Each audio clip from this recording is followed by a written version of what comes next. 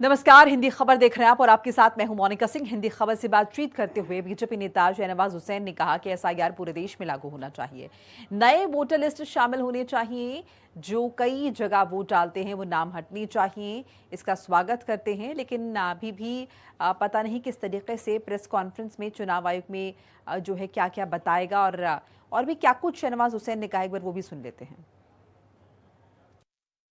बात करेंगे बीजेपी नेता शाहनवाज हुसैन हमारे साथ मौजूद हैं। सर, जिस तरीके से बिहार में एसआईआर हुआ, विपक्ष कह रहा था कि बीजेपी शासित सरकार बाकी और राज्यों में भी करेगी, लेकिन अब चुनाव आयोग खुद से प्रेस कॉन्फ्रेंस कर रहा है और इस पे ये भी बात स्पष्ट हो रही है कि कई राज्यों में एसआईआर को किया जाएगा, लेकिन वो राज्य इसमें सम्मिलित होंगे जो कि खासतौर पर गैर बीजेपी शासित हैं। क्या कहेंगे?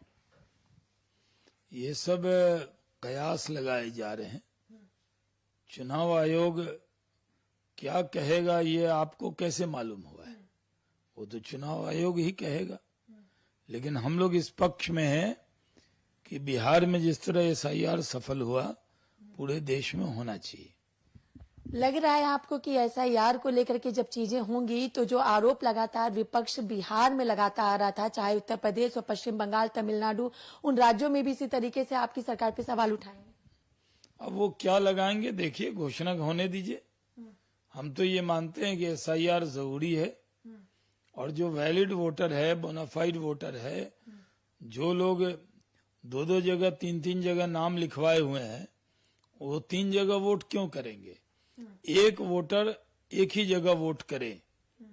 और कई लोग मरे हुए लोगों का भी नाम होता है, एसआईआर में वो सब निकल जाता है, तो इसमें किसी को भी डरने की जरूरत नहीं है।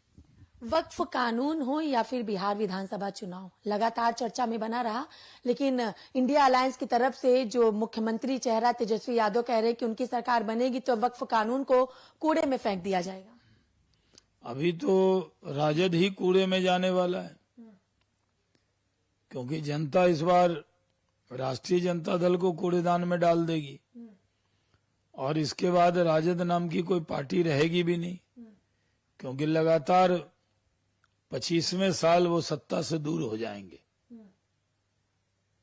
तो एक क्वार्टर दशक यानी सेंचुरी, 2 दशक से वो बाहर हैं।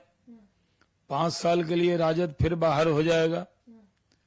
और जब डिप्टी सीएम का अनाउंसमेंट किया और सीएम का, तो जो सबसे बड़ी आबादी थी मुस्लिम समाज की, जिसकी वोट पर राजनीति करता है राजद, उसको ही मुख्यमंत्री या उप मुख्यमंत्री का उम्मीदवार नहीं बनाया। इस नाराजगी को मुस्लिम समाज में कम करने के लिए जानबूझकर वक्फ अमेंडमेंट एक्ट की चर्चा की जा रही है। मुस्लिम समाज जान गया है कि राजद के लोग उसे ठग रहे हैं, इसलिए इस चुनाव में मुस्लिम समाज राजद को और कांग्रेस को सबक सिखाने वाला है। इंडिया अलायंस अपना मैनिफेस्टो भी जारी करने वाली है, इस पर इसे कैसे देखते हैं? अब चुनाव इतना निकल गया, अब उनको मैनिफेस्टो की याद आ रही है। वो क्या मैनिफेस्टो देंगे? वो तुष्टीकरण वाला देंगे, उससे कुछ होने वाला नहीं है। आएगा एनडीए, छाएगा एनडीए, सरकार बनाएगा एनडीए। चलिए, बहुत बहुत शुक्रिया। ये थे हमारे साथ बीजेपी नेता शाहनवाज हुसैन, जिनका साफ तौर पर कहना है आएगा एनडीए, छाएगा एनडीए और सरकार बिहार में बनाएगा एनडीए। वीडियो जर्नलिस्ट दीपक के साथ मैं कंचन अरोड़ा, दिल्ली, हिंदी खबर।